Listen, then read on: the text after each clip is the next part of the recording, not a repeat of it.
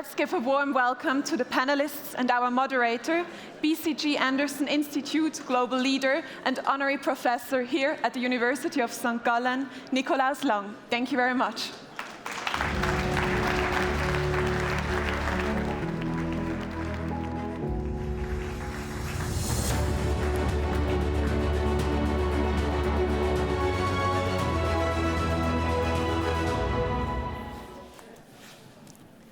Good afternoon. It's great to be here back in St. Gallen. So we want to spend the next 50 minutes on a topic which is called future-proofing the young generation for the geopolitical shifts which we are seeing here. And when I prepared this panel, and I'll be introducing our amazing panel in a few seconds, I looked back at my own first St. Gallen symposium. And that was in 1992. And in 1992, Francis Fukuyama wrote a book which was called The End of History, which for many people was actually the Bible of what you would call the monopolar world, which is in stark contrast to the multipolar world we have now been hearing here over the last 2 days. And I think that the new generation and the young generation, as I was a young student here in 1992, is facing various and very different realities. Our generation, starting in the 1990s, was facing a time of relative peace in Europe, of low inflation, of booming global trade, of a global south that was about to emerge. And of course, the situation today is different. And what is important is to think about what can we do with this reality and how can we future-proof ourselves. So today, I'm being joined by an amazing panel which I'd like to introduce. First and foremost, Minister Kristina Kallas. She is Minister for Education and Research of the Republic of Estonia. You hold a PhD in political science and government of the University of Tartu, where you also did research. You've studied also history in Budapest, a very European background. And in our introductory session, what I liked a lot, and I won't steal your thunder, but you said future-proofing has to do a lot with mental values. And we look forward to hearing that in a bit. Next to you, Lynn Kuok.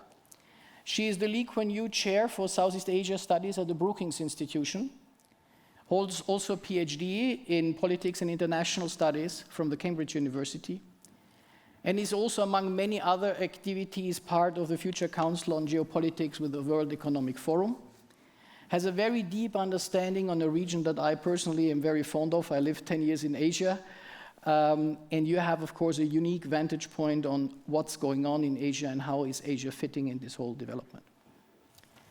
And last but not least, a true European, Florence Gaub, first name French, family name German, living in Rome, director at the NATO college in Rome.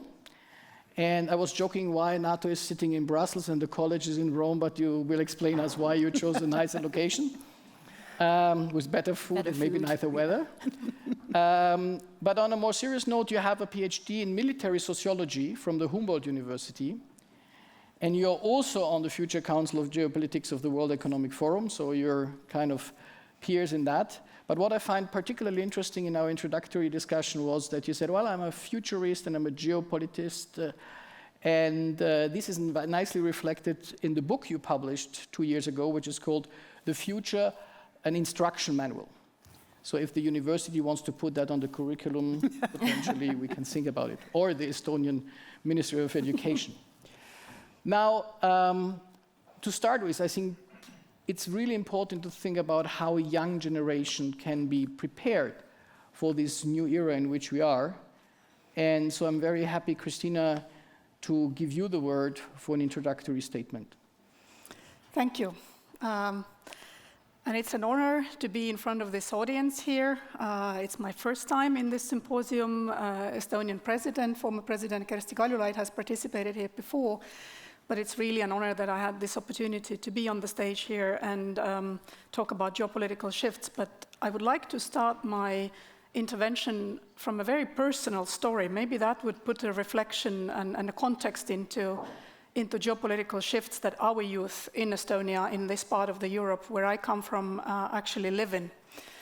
I have 3 kids, and they are aged 17, 15, and 13.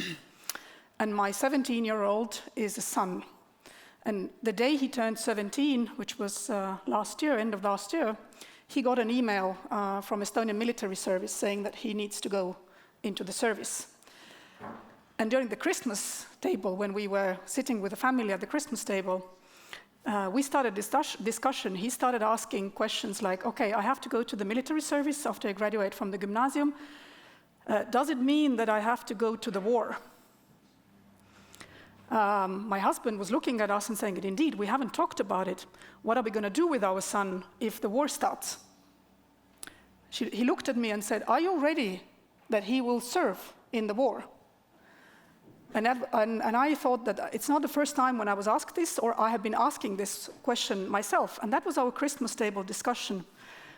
Whether our son needs to be ready to go to fight, whether I, as a mother, are ready to let him fight, or whether his father is ready to let him fight. He has a dual citizenship, Estonian, Polish. We were discussing, okay, if I was thinking in my head, if I don't want to allow him to fight, where should he escape? He would run to Poland, but what's the difference? He doesn't have a Swedish citizenship or United States of America citizenship. So, and just to put you into context, we live 50 kilometers from the Russian border. That's where our home is. And that's the Christmas debates that I had at my family table. And I'm sure that this is a debate that lots of families and young people in Estonia have every day with their families. What to do if there will be a war? Because the war in our home is not just a theoretical discussion. It's actually a reality that everybody is thinking about.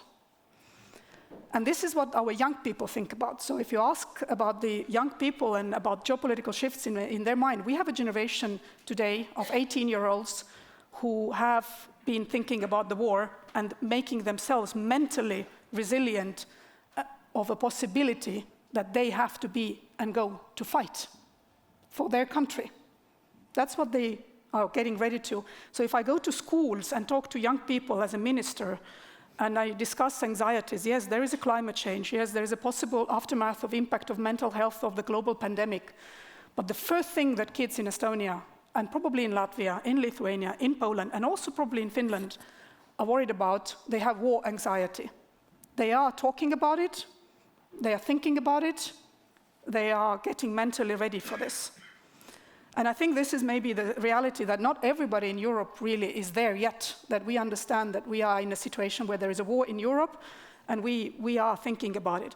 Now, today is 8th of May, and the Swiss president very nicely started with this, saying that it's 80 years since Europe has celebrated the end of atrocities.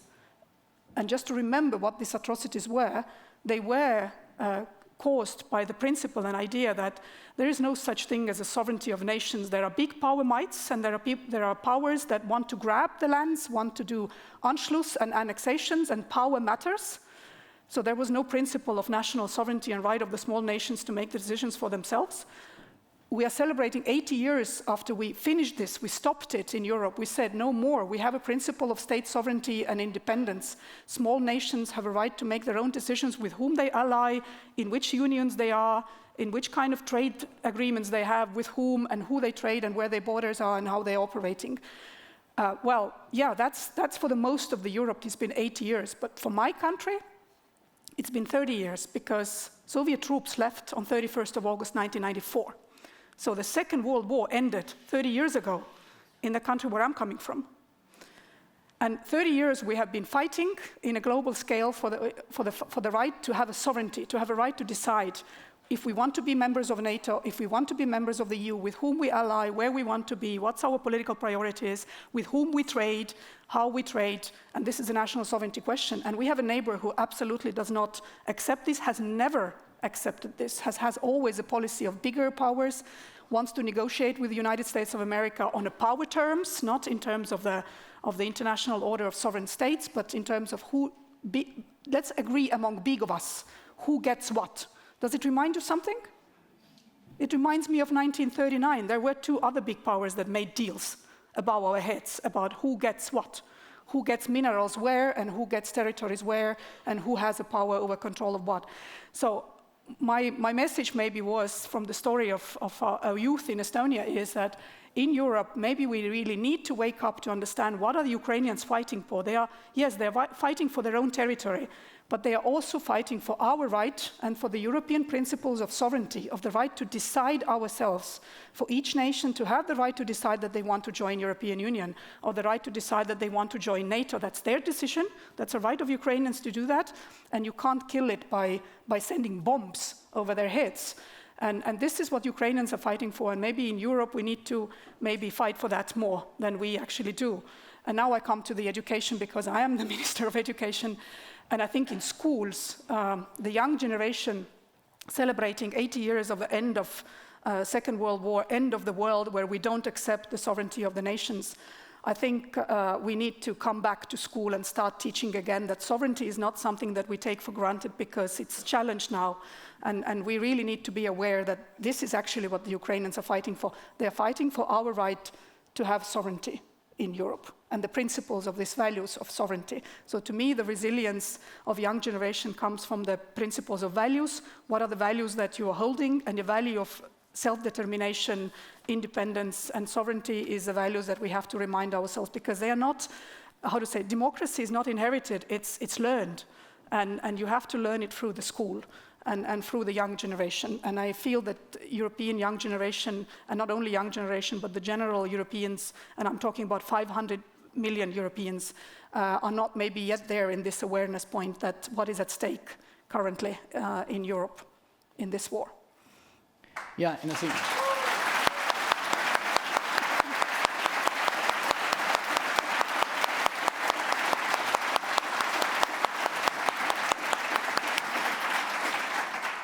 Yeah, Kristina, I think also a point which is very important, you highlighted it, is the difference of being independent and sovereign, which I think is also relevant. You brought the example of Belarus this morning, and I think this is something where sovereignty is earned, it's not given.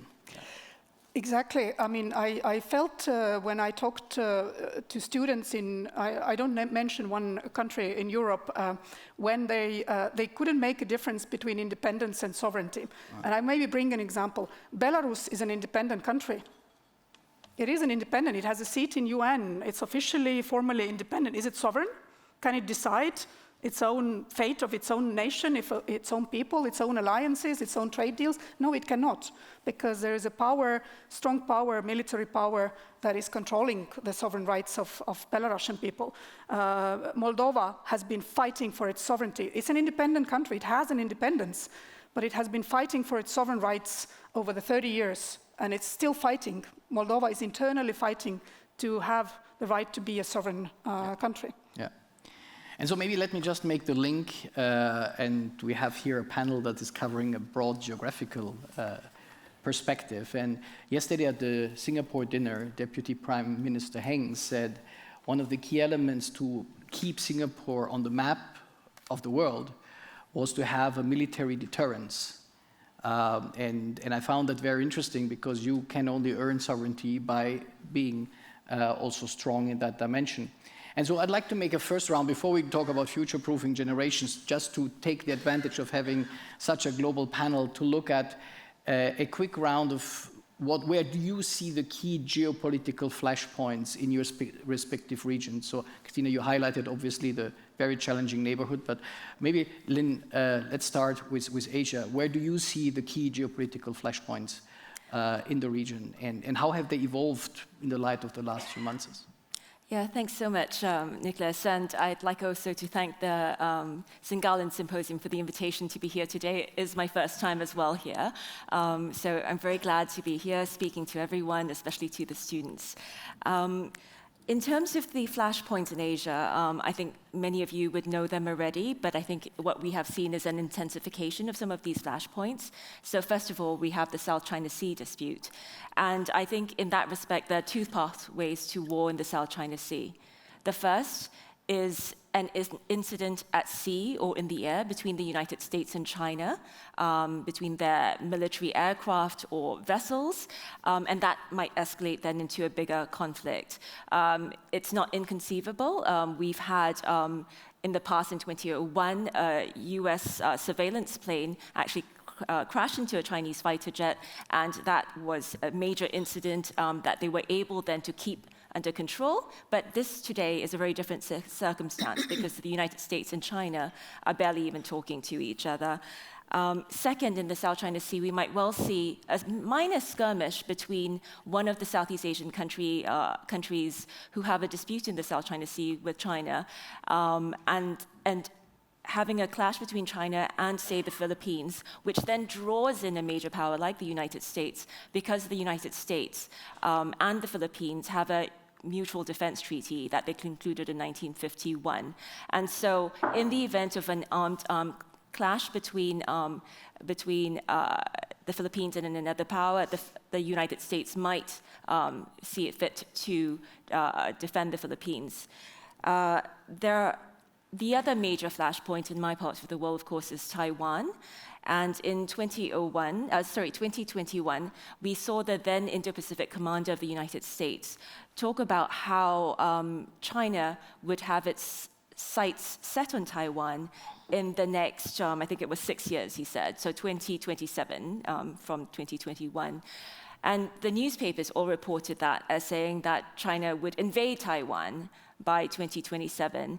But I think if one spoke to the Indo-Pacific Command team after that, like as I did, they clarified that what the commander meant was that China might have the capabilities to invade Taiwan, but not necessarily the intent. And I think that's a huge difference. So we must be always very careful in terms of what we read from the media and how we check our sources.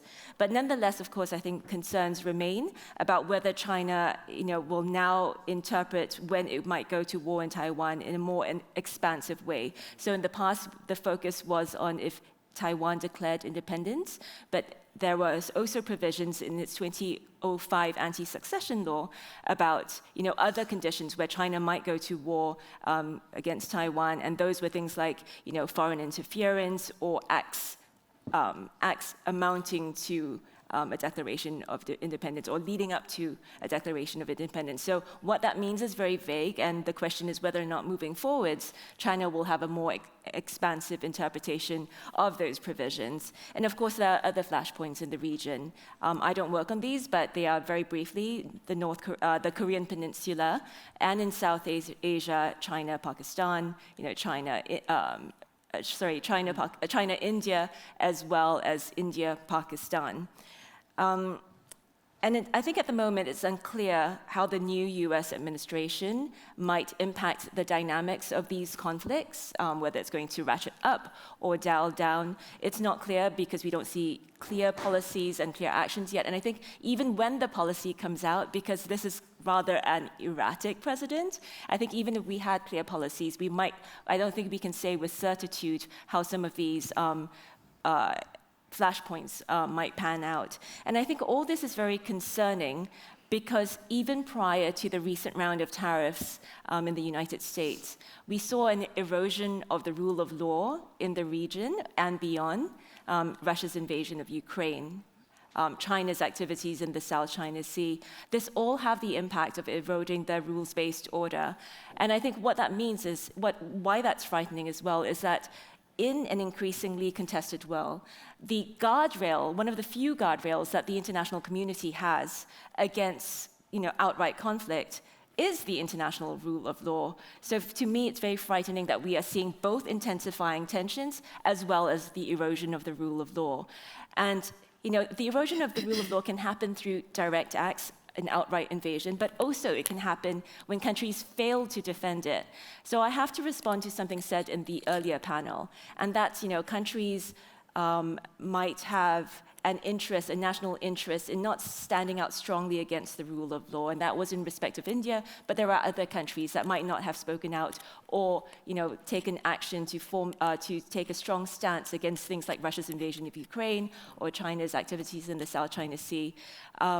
And yes, countries should be hedging, countries should be expanding their options, but no, they should not be doing it at the expense of the rule of law, and they should not be doing it when the cost of those expanding options is undermining the rule of law, because that also hurts its interests. So when countries like India and other countries talk about, we must do what's in our interest, it is in their interest to defend and promote the rule of law, especially when things are getting more and more heated. Yeah. And finally, I would close by pointing out another flashpoint, which I never thought I would have to talk about, and that's the nuclear risk in the region.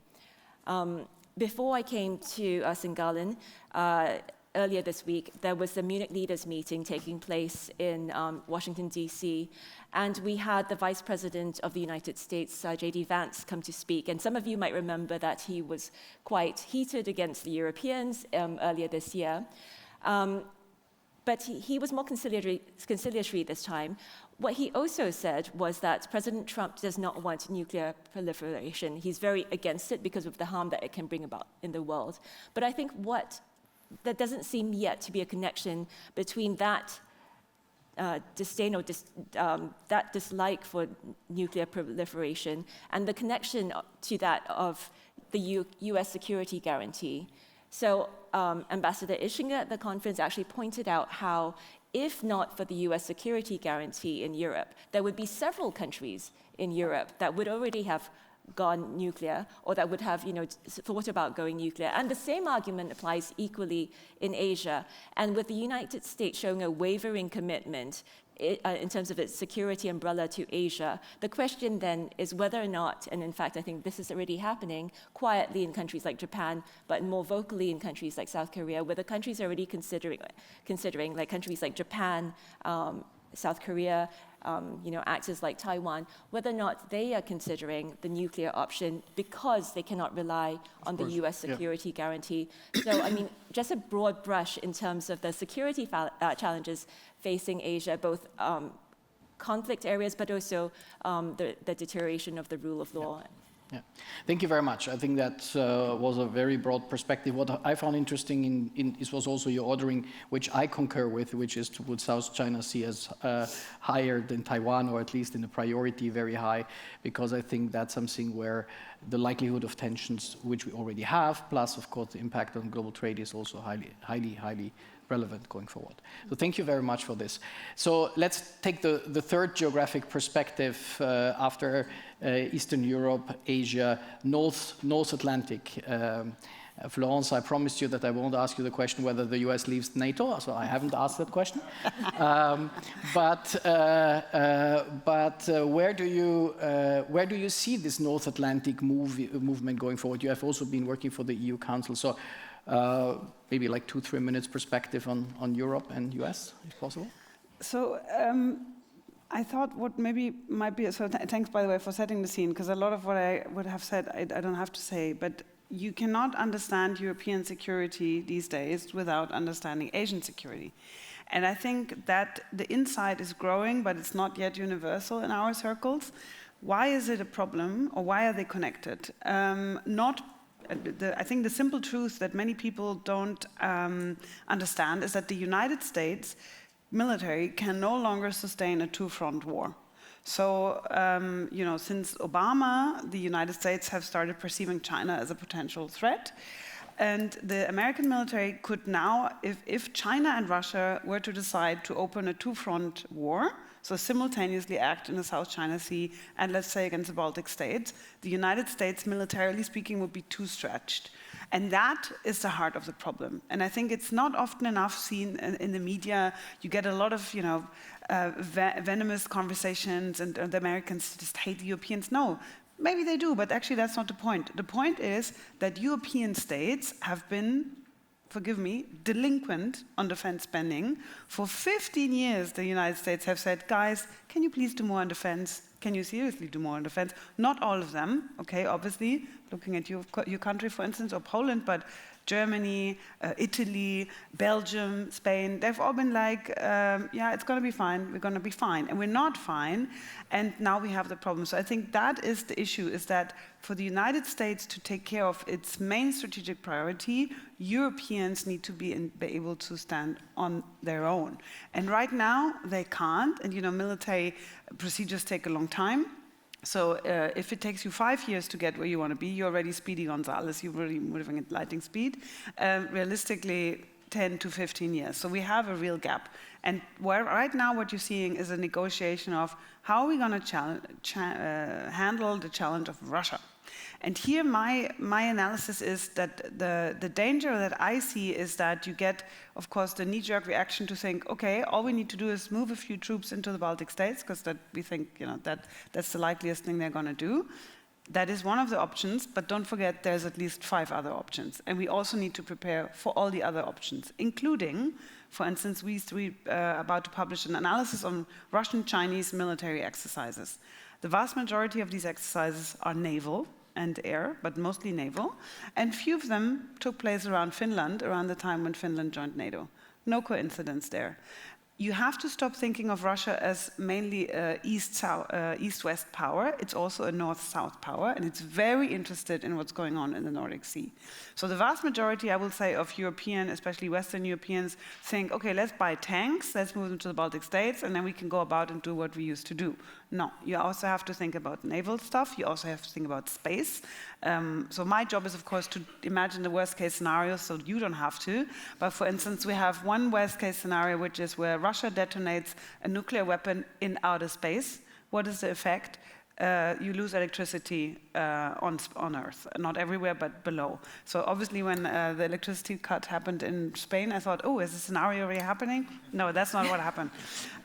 So my plea is, first of all, stop thinking that NATO, or let's say European security, is European. It's not regional.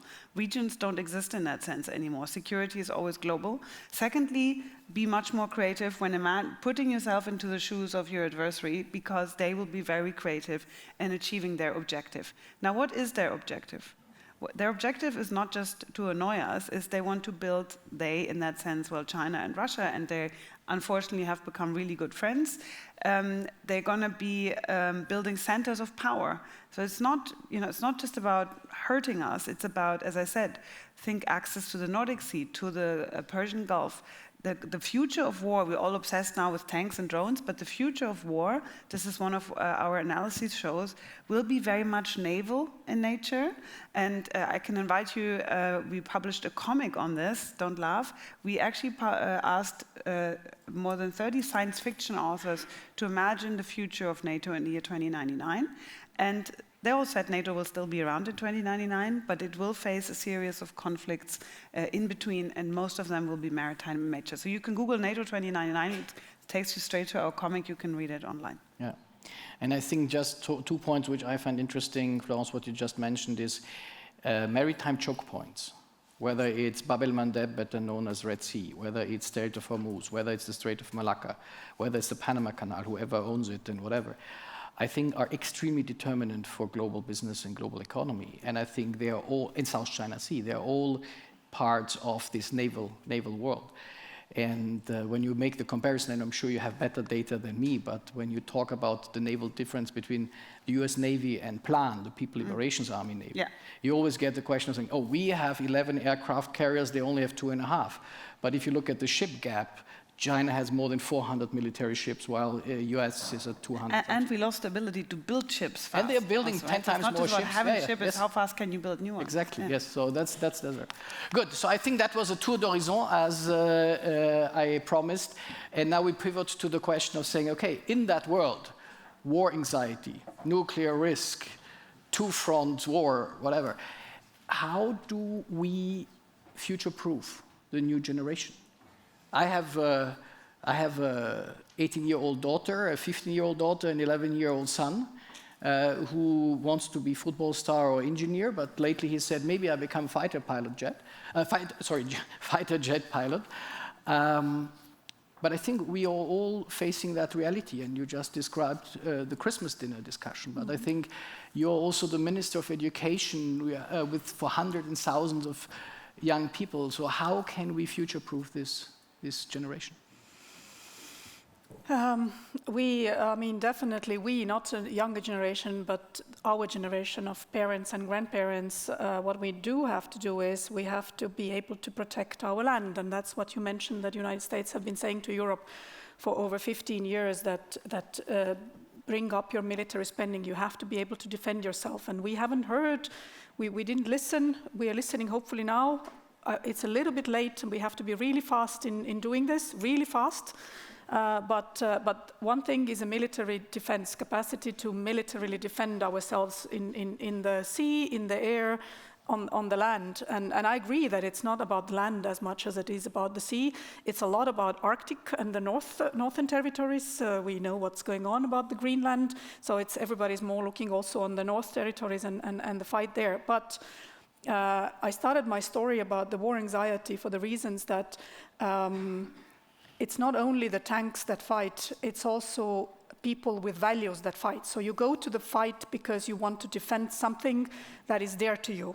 And what is dear to you is what you value the most. And I think that people will not fight and will not go to fight if they don't see the values that they are supposed to be fighting for. I mean, values are as good as they are only good when you have to really start fighting for them. And that's why I, in my first intervention, mentioned the fact of the European values, because we really need to make sure that young generation and us ourselves understand what are the European values that are currently at stake, that we are talking about. And if you have this security in understanding that your values are important to you and what they are, and you're ready to fight for them, that creates a little bit of mental resilience in people, that you know that what are you fighting for? You're not fighting for the piece of land as such, you're fighting for the values that you want to defend for yourself. And I think that's why in education we really have to focus on the values. And I'm talking here about the values such as freedoms, the right to decide. And it's not only about the right to decide for the nations as such, but also for individuals, for people, the individual rights to decide, because that's a basic value. Trust me, not allowed in Russia. I'm speaking as a half Russian whose home language is Russian, whose mother comes from that country, and I have half of my relatives in that country, so I know the culture. It's not valuing the individual freedoms and the right to decide by yourself, and that's a value that Europe is built on. So we have to include that in education system. It sounds as if this is self-evident, as if this is something that we are doing all the time, but trust me, sometimes when you look at the young generations also on the social media, it's not self-evident that they actually know what are the values that we are supposed to fight for. So I believe that we have to do much more nowadays in education, focus on the democratic values and the values of European humanistic values and democratic liberal values. And can I ask you very pragmatically, does this mean that you have in Estonia, I don't know, 2, 3, 4 hours of civic education? Do you inject these values in other subjects? How do you transport this I think this great idea? But yes. Well, in Estonia, we are in a different situation in a way that it's constantly debated in the media and in the public, that we need to defend what is it that we're defending, and that's a public debate, and young people are in this public debate. So maybe for Estonian youth, this is a little bit more self-evident that we are supposed to fight for, but we introduced 2 years ago in 2023. We introduced a compulsory civic defense course of 8 hours to school, to the 10th grade students. That's 10th grade, that's 16-year-olds. And in the civic defense, it's not a military course, it's a course of being capable of behaving in a crisis situations, whether this is a war crisis, or whether this is a pandemic, or whether this is a nature crisis, a climate crisis, any kind of a crisis situation, and you should be resilient and capable of defending yourself, your community, your land, your home, and it's a psychological defense. as much as physical defense.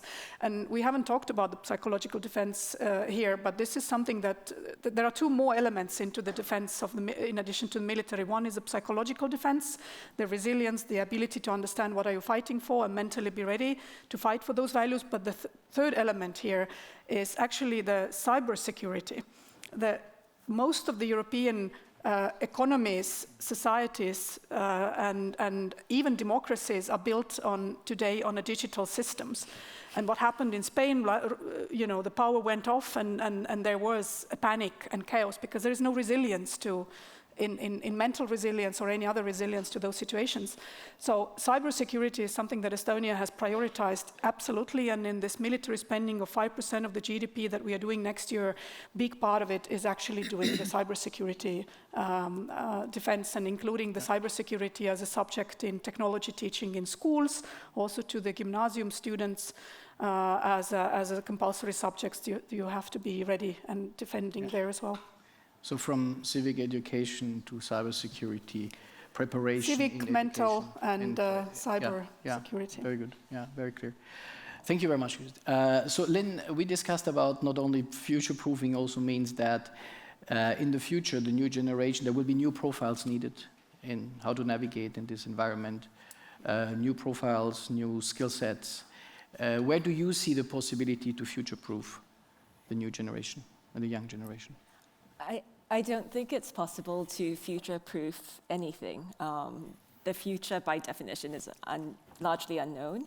But I think we can equip the new generation with the necessary skills and empathy to deal with the future. And I think in this respect, I think some of the responsibility lies with the next generation, and some of it lies with the current generation to kind of put them in better stead.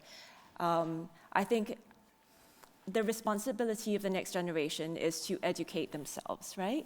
To ensure that they read widely and, not just, I guess, consume information. They read widely, they develop their critical thinking skills. They go to the source of information. With disinformation, I think it's more important than ever for the young people to go to the source of information. I teach a course on the international law of the sea and East Asian politics at Georgetown University. And I often tell my students, because this is what my professors told me, is that if you have a provision stating X, you should be citing that provision stating X, not reading up an analyst who talks about X, right? You go to the source and make sure what the analyst says is correct. And now I think everything needs to be fact-checked carefully. Of course, it's impossible to fact-check everything, but the important things need to be fact-checked.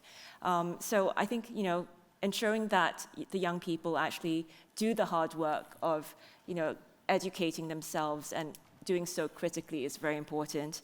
I would also say empathy is such an important thing in today's world, on the personal level, but also at a geopolitical level as well. I think often countries are talking past each other.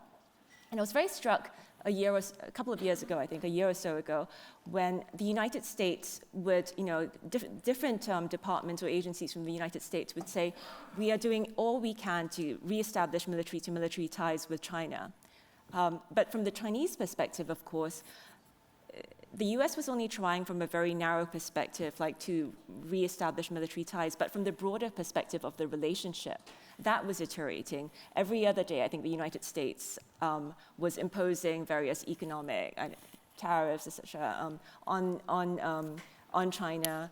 And I think from China's perspective, they felt under siege. So, from their perspective, why would we be reestablishing military-to-military ties when you're clearly out to get us? I'm not saying who's right or wrong in that situation, but I think a degree of strategic empathy is really necessary. And so I think the young people need to equip themselves with that. And then I'll close with the importance of symposiums such as this. So I talked about how part of the responsibility lies with the young leaders, but also I think, for this current generation to be able to, in a sense, gift a beautiful symposium such as this for the young people to be part of, to empower them, and for them to be able to learn from it, and then after that kind of take it to their own networks and build the networks here, build the networks here, but then after that take it to further networks. I think that's a huge gift for the next generation, and hopefully they do beautiful things with it. So thank you. Thank you. But I think that's really important what you highlight in terms of really going to the depths of the knowledge, fact-checking, and at the same time having this kind of strategic empathy, which I think is quite interesting.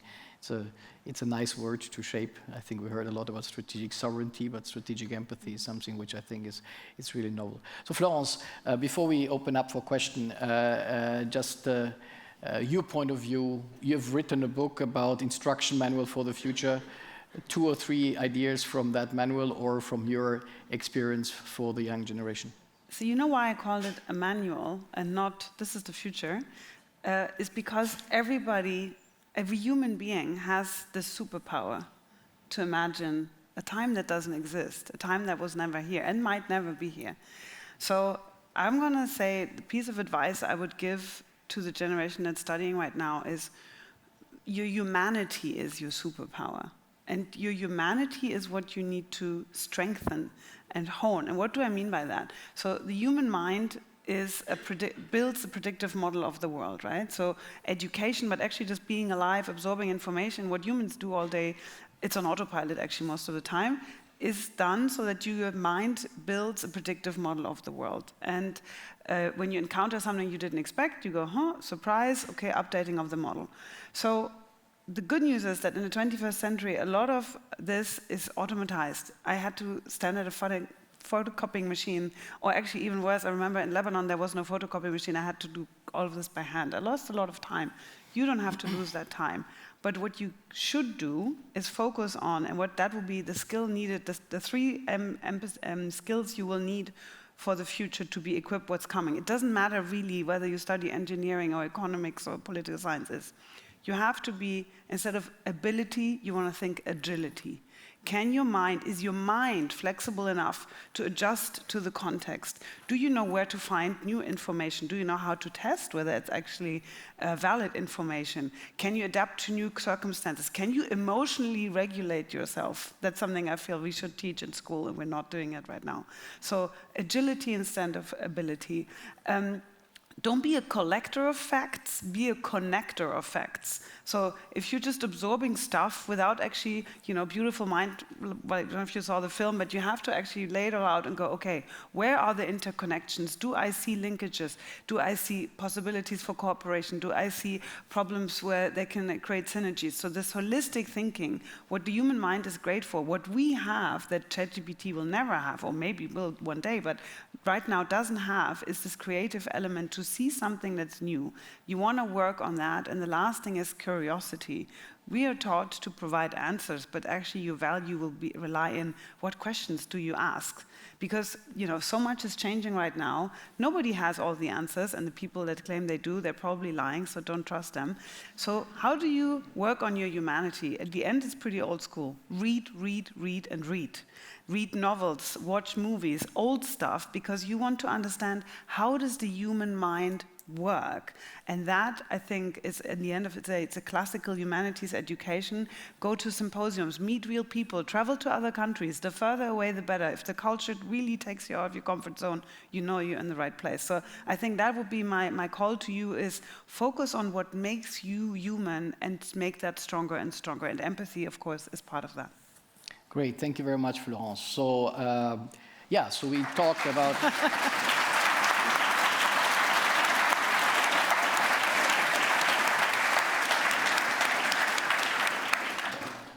So we have had a discussion about what's the world out there. We pivoted on where this future generation should move.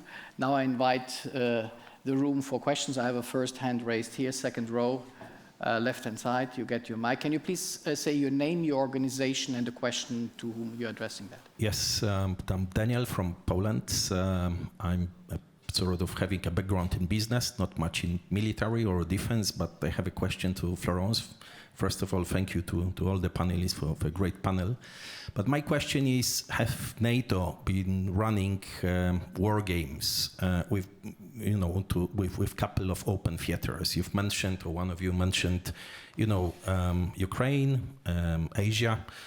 South China Sea, but you have also North Korea, who has recently joined forces. We've seen them present in Ukraine, but also a third potential theater being Gulf and Iran. I was really shocked last week seeing, the Houthis in their flip-flops shooting a rocket that went through the best in the world, probably Iron Dome shield. Again, I'm not a military guy, but that was really shocking for me. And that just landed at the Ben Gurion. Yes. So I would assume it's not the Houthis who are producing these type of weapons. Is it Iran or not? I don't know. But it seems to be a really smart rockets. So have you been as NATO running, war games and having, the couple of the open theaters, including Gulf, Asia, and Ukraine? And what was the outcome, if you have If I can share that. Florence, just in terms of process, can we try to keep the answers to like a minute or so that we can go through? So the short answer is NATO, yes. NATO does run war games. Now you have to distinguish between war plans and war games. NATO has war plans for the European theater. So, what if Russia attacks or whatever. So, and then we know exactly what to do, who to call, etc.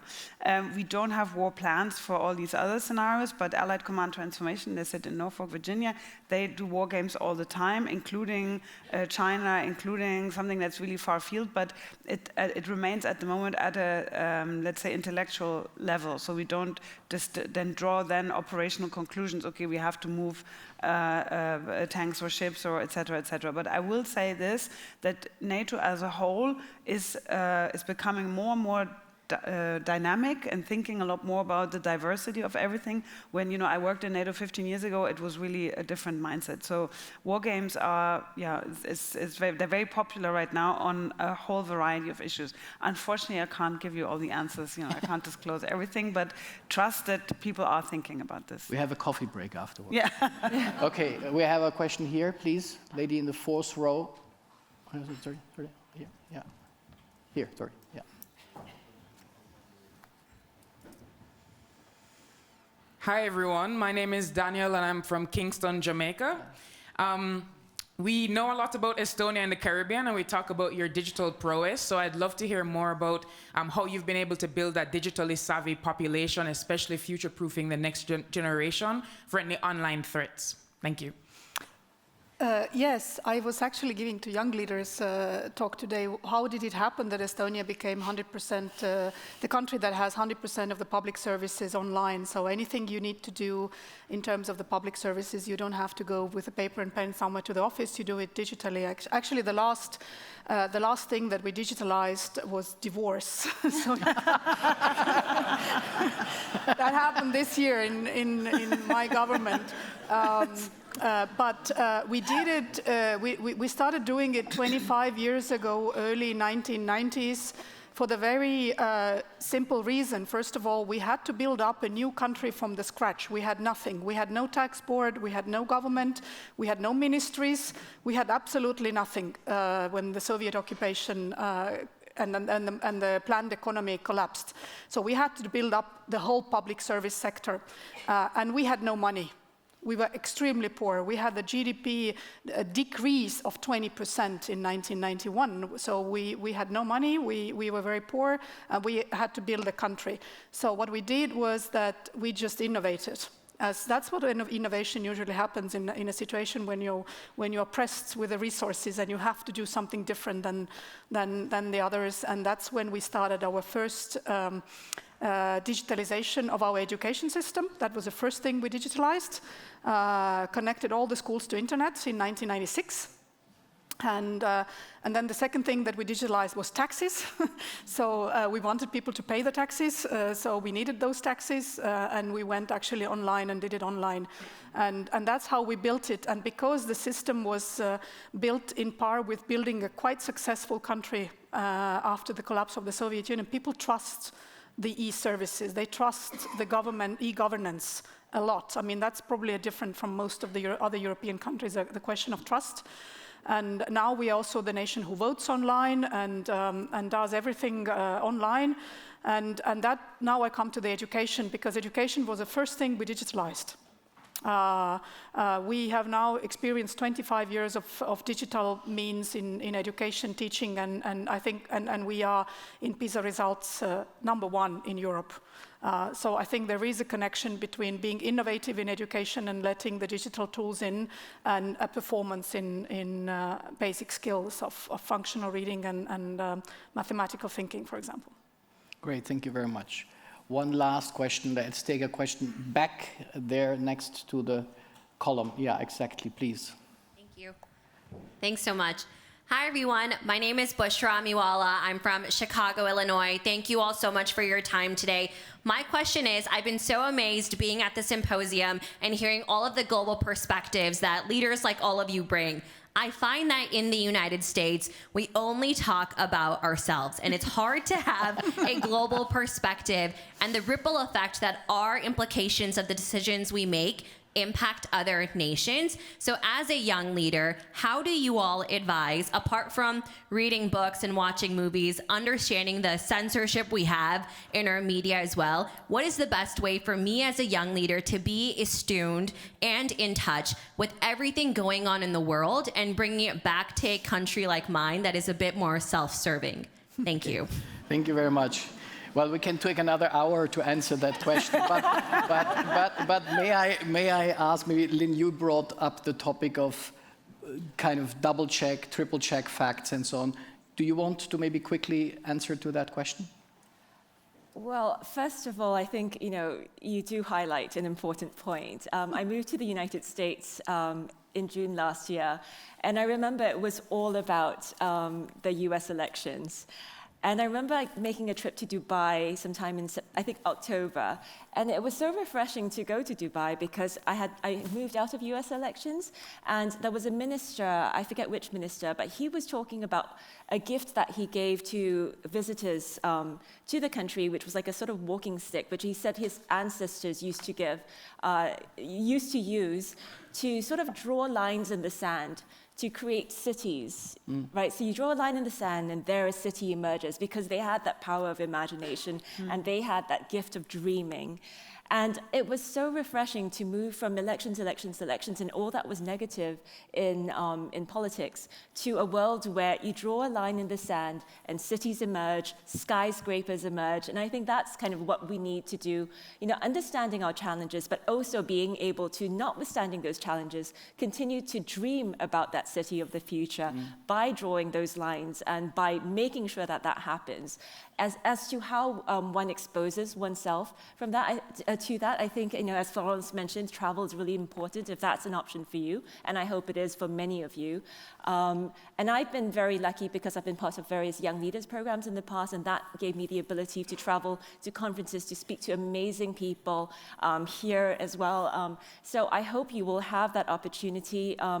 But if you don't have that opportunity, at least in the near term because of finances or resources, then I think reading is really important. And you can always access a book. There are libraries around, and let those libraries flourish for many years to come. So thank you for your question. Yeah, that's a great way to address this question. So Nikolaus, can I just add? We're old enough to remember a world without Netflix. Netflix is great. If you can't travel, just throw yourself a challenge. Say, tonight I will watch a science fiction series from Korea or from Brazil. And then, that is, you have that all available. It's 2 clicks away. That is one way to educate yourself and learn new perspectives. I think it's cheap, I know, but if there's nothing else, that is always something you can do. Yeah. So, whether you travel or you're with Netflix, I think learn, read, watch, be curious. Let me conclude just with a quick quote. A quote that brings us back 3 years ago, Munich Security Conference 2022, 19th of February, 5 days before the full-scale invasion of Ukraine by Russia. The then Polish Prime Minister addressed MSC and said, Europe and the world needs to wake up from 35 years of geopolitical napping. So we try to be a wake-up call for you today here, but not only a wake-up call, but also to tell you how you get up and how you address the day going forward.